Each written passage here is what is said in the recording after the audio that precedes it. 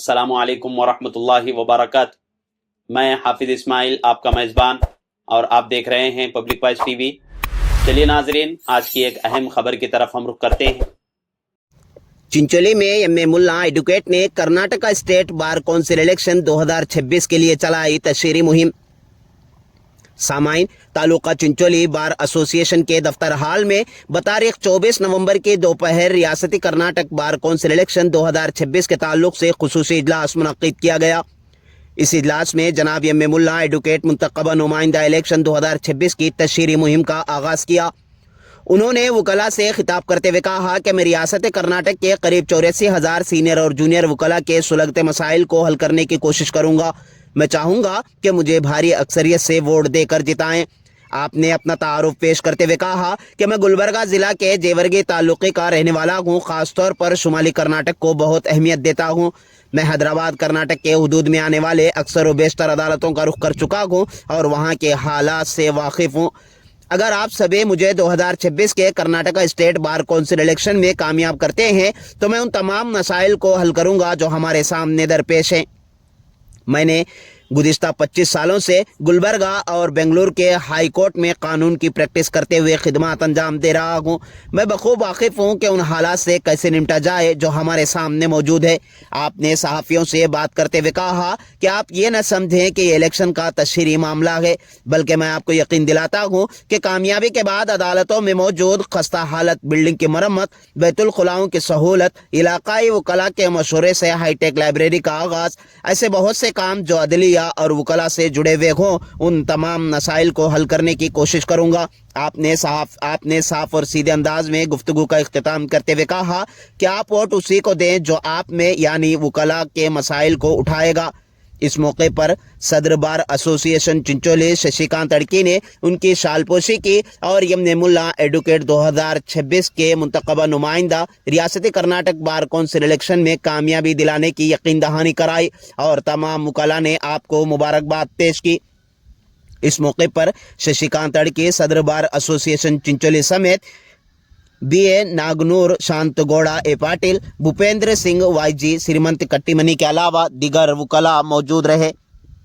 ಮುಖ್ಯವಾಗಿ ಚಿಂಚೋಳಿ ನ್ಯಾಯಾಲಯಕ್ಕೆ ಭೇಟಿ ಕೊಟ್ಟಾಗ ಹಲವಾರು ಸಮಸ್ಯೆಗಳ ಬಗ್ಗೆ ನಮ್ಮ ನ್ಯಾಯವಾದಿ ಮಿತ್ರರು, ಹಿರಿಯ ಮಿತ್ರರು ಮತ್ತು ಹಿರಿಯ ಮಿತ್ರರು ಸೇರಿ ಎಲ್ಲ ಚರ್ಚೆ ಮಾಡಿದಾಗ ಸುಮಾರು ಸಮಸ್ಯೆಗಳು ಕಂಡುಬಂದವು.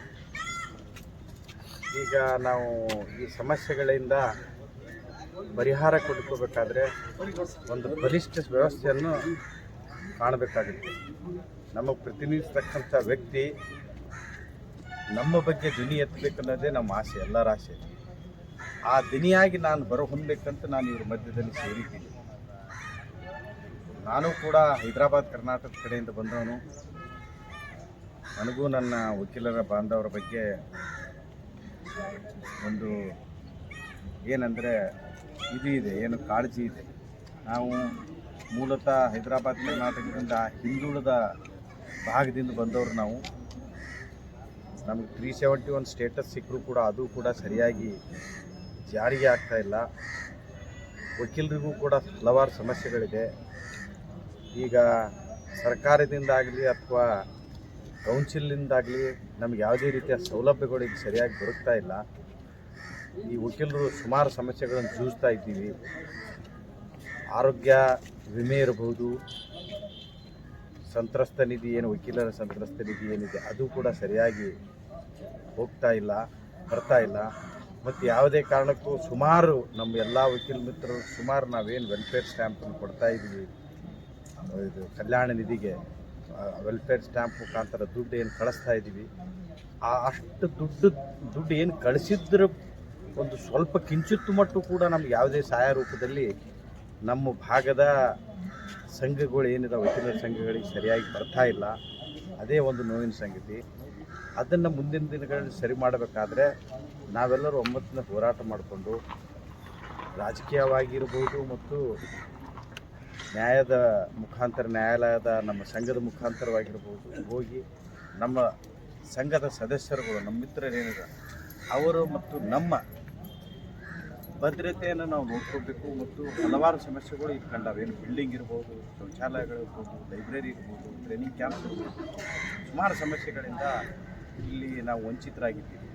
ಇವುಗಳನ್ನು ಸರಿಯಾಗಿ ನಮ್ಮ ಭಾಗಕ್ಕೆ ಒಂದು ಅನುದಾನ ರೂಪದಲ್ಲಿ ಬಂದು ಈ ನಮ್ಮ ಭಾಗದ ವಕೀಲರಿಗೆ, ಹಿರಿಯ ವಕೀಲರಿಗೆ ತರಬೇತಿ ಮುಖಾಂತರ ಹಿಡಿದು, ಒಂದು ಸ್ಟೈಫಂಡ್ ಮುಖಾಂತರ ಹಿಡಿದು ಮತ್ತು ಲೈಬ್ರರಿ ವಿಚಾರ ಮತ್ತು ಬಿಲ್ಡಿಂಗ್ ಸಮಸ್ಯೆ ಇರ್ಬೋದು, ಇವೆಲ್ಲ ಸರಿಪಡಿಸತಕ್ಕಂಥ ಕೆಲಸ ಈ ಮುಂದಿನ ದಿನಮಾನಗಳಲ್ಲಿ ನಾವೆಲ್ಲರೂ ಸೇರಿ ಒಗ್ಗಟ್ಟಾಗಿ ಮಾಡಿಕೊಂಡು ನಮ್ಮ ಒಂದು ಹೈದರಾಬಾದ್ ಕರ್ನಾಟಕ ಒಂದು ಬಲಿಷ್ಠವಾಗಿ ಬೆಳಿಬೇಕು, ವಕೀಲರಿಗೆಲ್ಲ ಸರಿಯಾದ ಸಮಾನತೆ ಸಿಗಬೇಕು ಅನ್ನೋ ನಿಟ್ಟಿನಲ್ಲಿ ನಾವು ಹೋರಾಟ ಮಾಡಬೇಕನ್ನೋ ಉದ್ದೇಶದಿಂದ ನಾನು